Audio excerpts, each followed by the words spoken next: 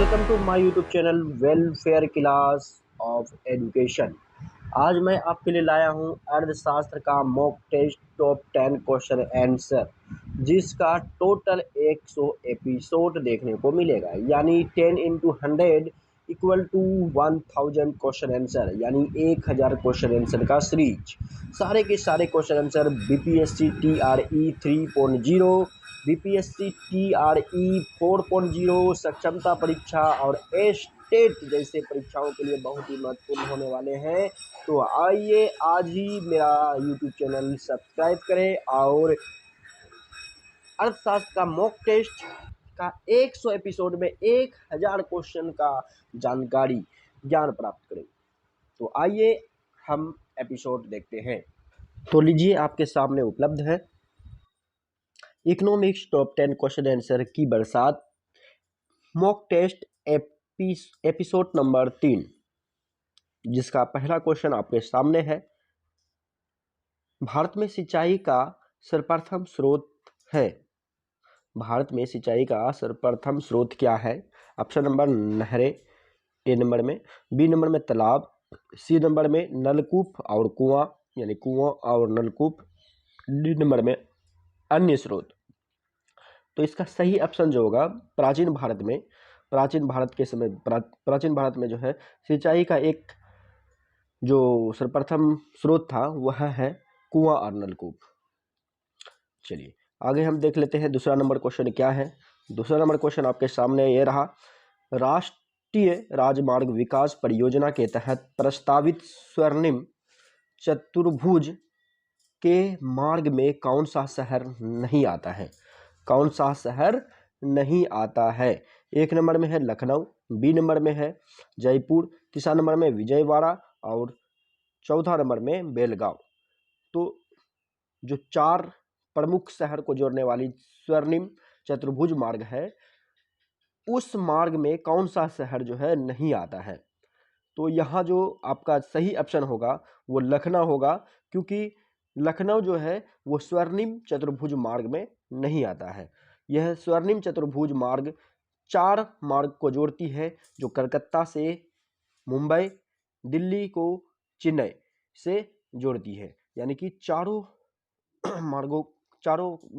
मुख्य शहर को जोड़ने वाली ये स्वर्णिम चतुर्भुज मार्ग में लखनऊ शहर नहीं आता है। चलिए अब हम तीसरा क्वेश्चन की ओर बढ़ते हैं। तीसरा क्वेश्चन है, निम्न में से कौन हरित क्रांति के परिणाम स्वरूप नहीं हुआ है? हरित क्रांति के परिणाम स्वरूप नहीं हुआ है। ऑप्शन नंबर ए है भारत में विभिन्न राज्यों के बीच असमानता में वृद्धि। दूसरा नंबर है भारत में अमीरों एवं निर्धनों के बीच असमानता में वृद्धि। सी नंबर में है खाद्यान्नों के प्रति व्यक्ति उपलब्धता में वृद्धि। और डी नंबर में है मोटे अनाज के अधीन क्षेत्रफल में वृद्धि।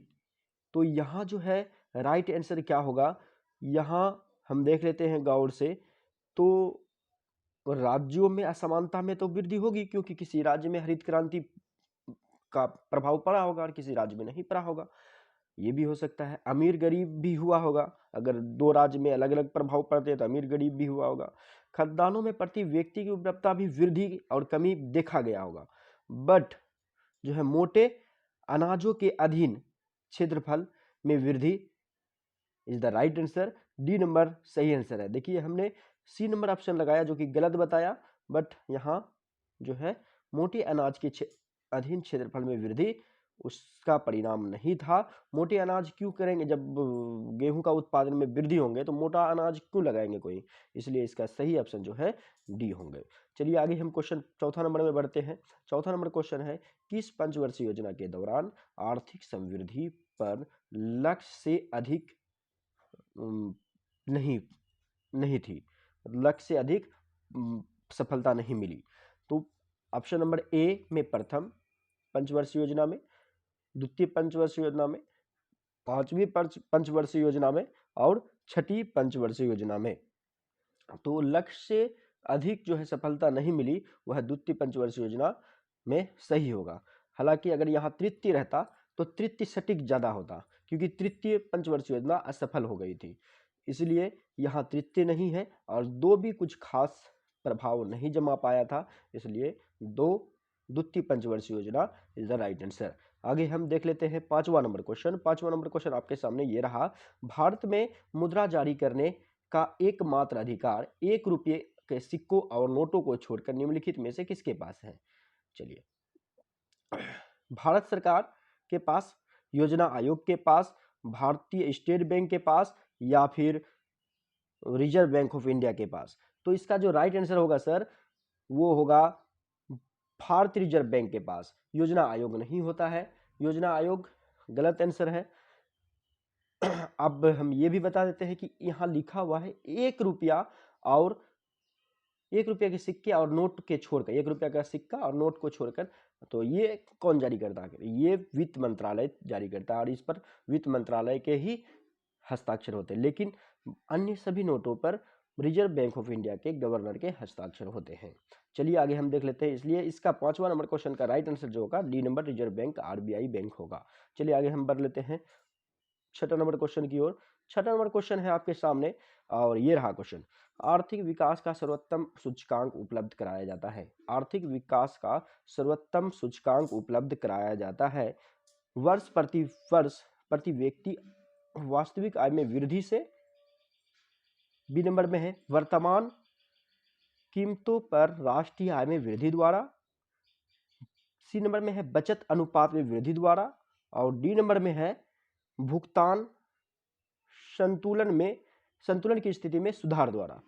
आखिर आर्थिक विकास जो बढ़ाया जाएगा तो उसका वर्ष प्रति व्यक्ति की वास्तविक आय में वृद्धि होगी, तो स्वाभाविक है कोई भी अपना घर चमकाएगा, अपना जो है बैंक बैलेंस बढ़ाएगा, इसलिए इसका राइट आंसर जो है ए के साथ जाएगा।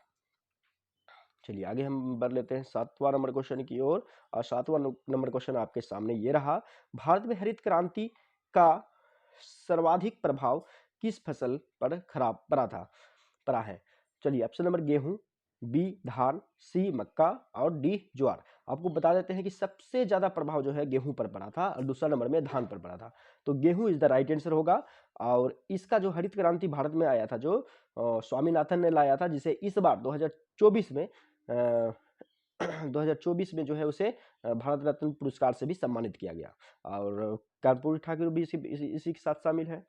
चलिए, और ये 1966 से 66-67 में जो है भारत में आया था, हरित क्रांति का जो है 66-67 में आया था। आगे क्वेश्चन हम देख लेते हैं 8वां नंबर क्वेश्चन।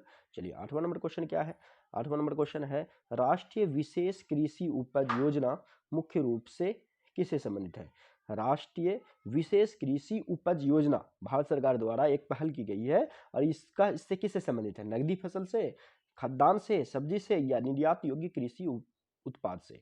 तो यहाँ जो आपका राइट आंसर होगा सर वो निर्यात योग्य कृषि उत्पाद से होगा, क्योंकि राष्ट्रीय विशेष कृषि उपज योजना निर्यात योग्य कृषि उत्पाद से ही संबंधित है। चलिए आगे हम बढ़ लेते हैं 9th नंबर क्वेश्चन की ओर, और आपके सामने ये रहा 9th नंबर क्वेश्चन।